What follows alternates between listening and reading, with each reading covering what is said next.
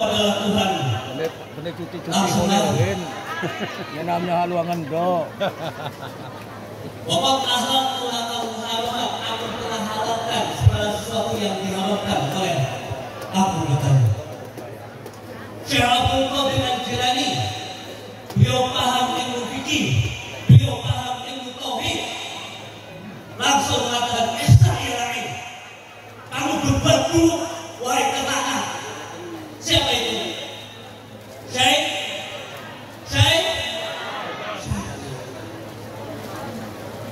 Maka ada orang-orang sebagian Apa yang aku Tuhan dan jalan orang-orang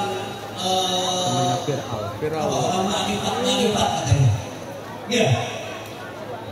Banyak orang mengaku-ngaku ma'rifat tapi nggak pernah sholat.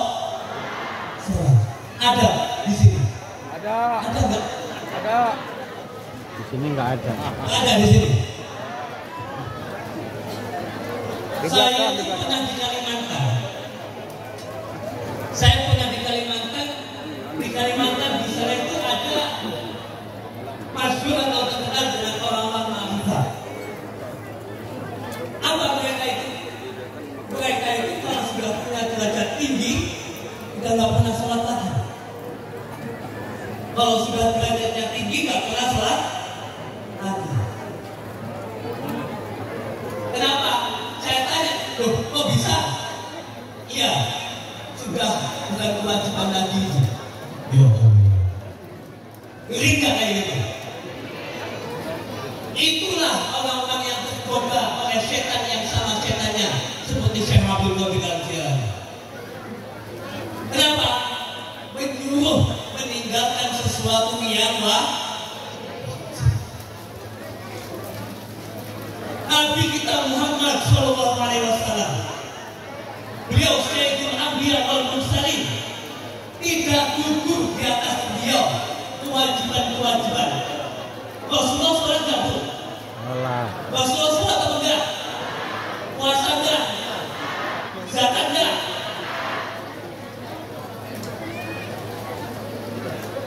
Rasulullah enggak ada. Kenapa? Saking banyaknya sedekah tidak wajib zakat lah. Kalau kita umatnya jangan ikut, kita wajib zakat. Rasulullah haji enggak? Haji. Haji apa enggak Rasulullah? Haji.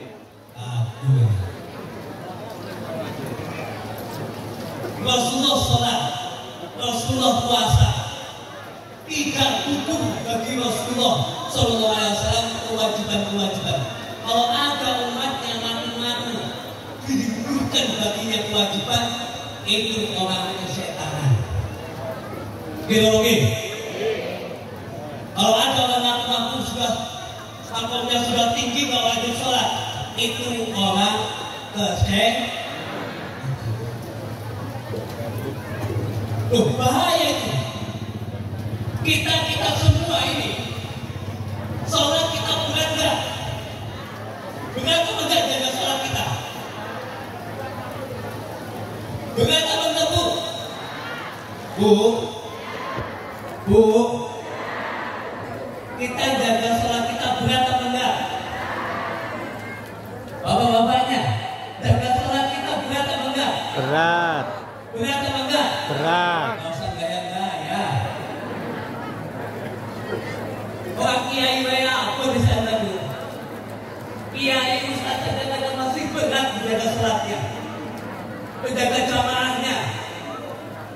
Sholat menjaga sholat itu ya dengan jamaahnya, dengan kopiahnya, badiahnya, tahajudnya, khusyuknya. Berat nggak? Berat atau enggak? Maka ketika setan itu tahu kita itu menjaga sholat kita itu berat, sehingga ada setan itu membisik-bisiki kita untuk meninggalkan kewajiban, untuk meninggalkan sholat. Disitulah yang paling bahaya, sehingga bisikan setan itu sesuai dengan nafsu kita, sehingga kita kadang ninggalin naudzubillah pulang dari sini insya Allah kita bisa menjaga sholat kita, amin. Pulang dari sini semoga kita keadaan kita semakin baik lagi, amin. Amin ya Rabbal. Benarkan apa ini? Benar perkataan Allamah. Beliau juga adalah pengasuh pondok pesantren dan pendiri pondok pesantren, dan beliau juga adalah seorang mursyid. Apa itu mursyid? Mursyid itu apa? Ngopai panas itu ngaji orang. Apa itu mursyid? Apa itu mursyid? Mursyid itu adalah orang yang menunjukkan, orang yang bisa mengajari kita bagaimana suruh kepada Allah Subhanahu wa taala, bagaimana kita usul kepada Allah Subhanahu wa taala. Beliau alim, alama, dan beliau juga habib.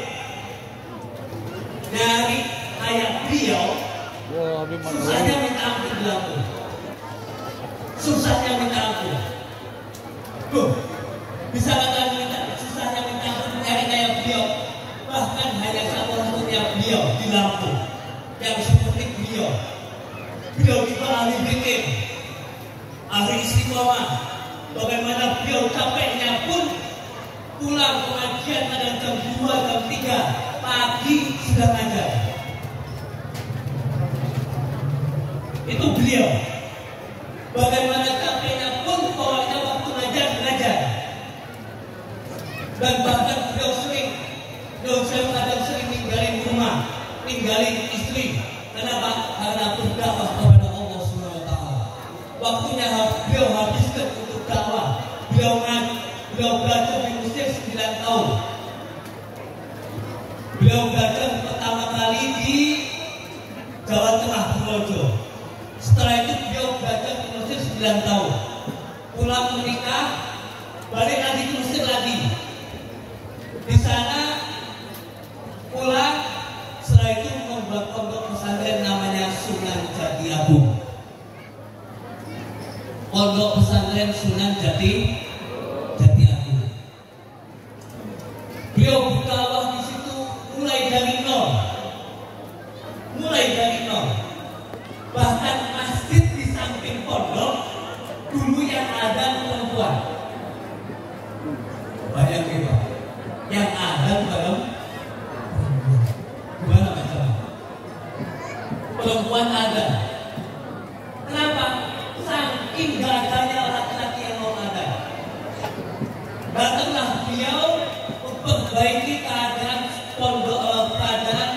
desa Jati Agung, sehingga sekarang banyak santri, banyak orang-orang yang mengaji di situ, sehingga beliau menjadi diangkat oleh Habib Lutfi bin Yahya menjadi mursyid Thariqah Syadziliyah Ulumiyah.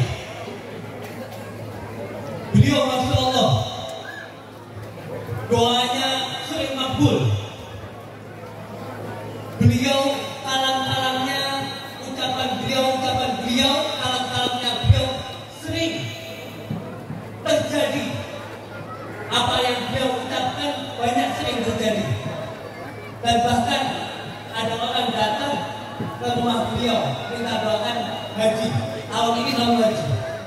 Padahal di antrian haji itu masih sekitar 8 tahun atau 7 tahun. Tapi Masya Allah, beliau yang hadir, yang datang kepada Habibnya langsung haji di tahun itu. Dimudahkan oleh Allah Ta'ala. Itulah Habib Yahya Asgar. Karena ini haul tentang beliau juga, saya sedikit meriwayatkan tentang manaqibnya beliau. Beliau daripada kabilah Asgar. Asgar itu maknanya atap. Maknanya atap. Kayak gini, Asgar. Apa itu Asgar? Maknanya atap. Kenapa? Pertama kali orang yang mempunyai gelar Asgar, Syekh Abdul Rahman Asgar, beliau adalah atapnya para aulia pada masanya. Masa setelah Syekh Abdul Qadir Al-Jilani. Al-Habib Syekh Abdul Rahman As-Segaf, beliau setiap hari khatam Al-Quran 8 kali. Percaya nggak Bu? Percaya apa nggak Bu? Percaya nggak Bu? Beliau khatam Al-Quran 8 kali. Siapa? Sayyidina Syekh Abdul Rahman As-Segaf bin Muhammad Maula Dawilah bin Ali Syaibudam bin Ali Rahim bin Sayyidina Taqi Muqaddam Muhammad Ali Ba'alami. Beliau seorang yang alim alama, bahkan beliau dikenal dengan Sayyidina Taqi Muqaddam Asani yang kedua. Abdul Rahman As-Segaf mempunyai anak 13 laki-laki wali kutub semua.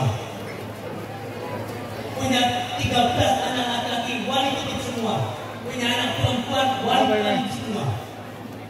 Abdul Rahman sehingga menurunkan sampailah kepada Al-Habib Yahya bin Hamid bin Ahmad As-Segaf. Semoga keberkahan beliau datang kepada kita. Amin. Semoga ya